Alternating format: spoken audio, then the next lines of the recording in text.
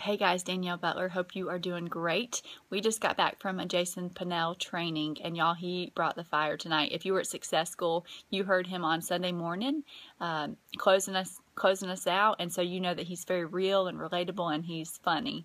And so we had a great night learning from him, and he shared a lot of nuggets. So I'm only going to pass along a few because I'm going to keep it quick, but I really loved some of his verbiage tips and some of the way that he was thinking about things. So I just felt like they were worth passing along. So the very first thing that really caught my attention was about the way that you filter everything with these two questions. And he said that if you can filter everything that you do, the way you treat your spouse or your children, the way that you talk about your boss or respect them, or work when no one's watching, or the way that you react when things are going well or things aren't going well, people are watching those things and they're asking themselves two questions. And the first one is, do I want to do what you do? And do I want to be who you are? So if you're the parent who's at your kid's Little League game, and this is the example he gave, you're doing a three-way phone call instead of watching your kid's game, that's not attractive to somebody. And we sometimes think that's really awesome.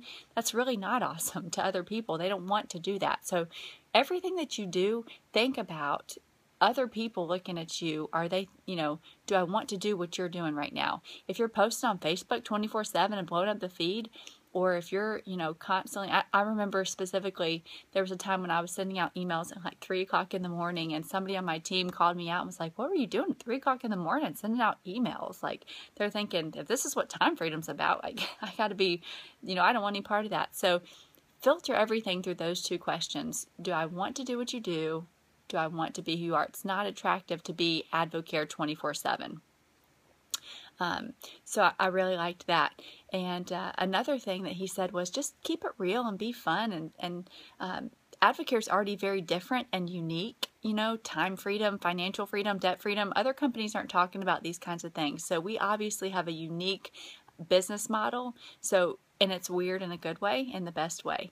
So we don't want to make it any more weird by being the advo crazies, like tackling people to try to spark them and things like that. You want to be passionate and excited, but do it with a relaxed intensity. And so I loved, he gave us an acronym. It was SALT, and he said start a conversation and build a relationship is the S. The A is for ask questions, and the L is for listen. And he said those two alternate. So ask questions, genuinely listen to their answer. Ask some more questions, genuinely listen, and then eventually you get to the T, which is tell your story. I loved what he said about your story, that you have got to make it fit to that person's needs. You want to tightly package your story, of course, but also master it so that you're able to tweak it to fit that individual person so they can see themselves in it. You don't want to tell the same story. If you're telling the same story to every single person, you're doing it wrong. So he said, have a 10-second story so that you can just spit it out quickly. Have a 30-second story, have a 2-minute story, and then be able to tweak it to that person. I really like that also. He also gave us some specific verbiage. One of them we've been using for a while. Melissa actually taught us this a while back, and we've been using it for years, and it works really well. This may or may not be for you. I'm not sure, but I thought of you specifically, and I really think this is worth you taking a look at. I like that because it gives them a way out, and that's very non-pressuring and non-salesy. But then another thing, and this was the new one that I heard. He said, if I would you. And I loved this one. So if I would you, great example with products. Hey, Mary, if I gave you a Spark, would you be willing to let me know what you think about it? Try it and let me know what you think. Another one, if I would you, for setting up a call. Hey, Lindsay, if I were to be able to get my friend so-and-so on the phone to talk to you, would you have about 20 minutes so you can hear a little more and see if this might be a good fit for you? So that's a great way, if I would you, because that shows a give and take relationship. And very non-pressuring also. Now, say somebody, I'm sure you guys have heard before, I think I'd just rather hear it from you. I don't want to talk to your friend. I know people on my team have said, I've heard that before. Well, here's his response to that.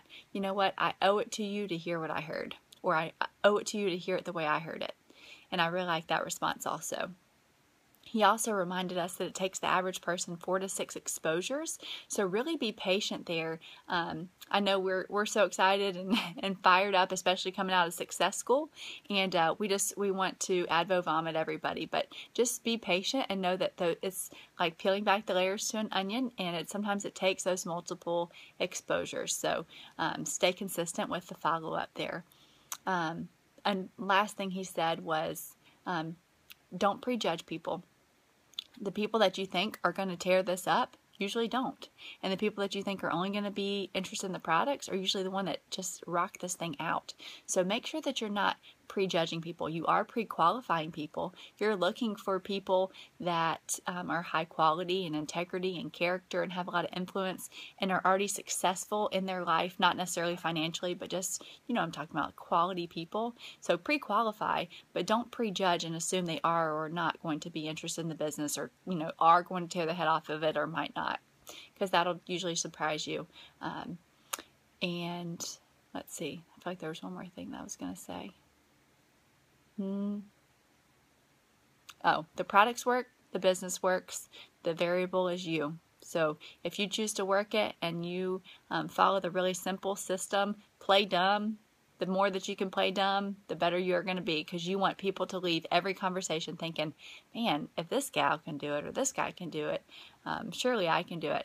Then that's a win. That's exactly what we want people to think. So that's all I've got for you. Tried to keep it short and sweet. He was awesome, really funny, reminded me of Jonathan. So hope you guys have a great night. Hope you got something out of that. See you guys soon.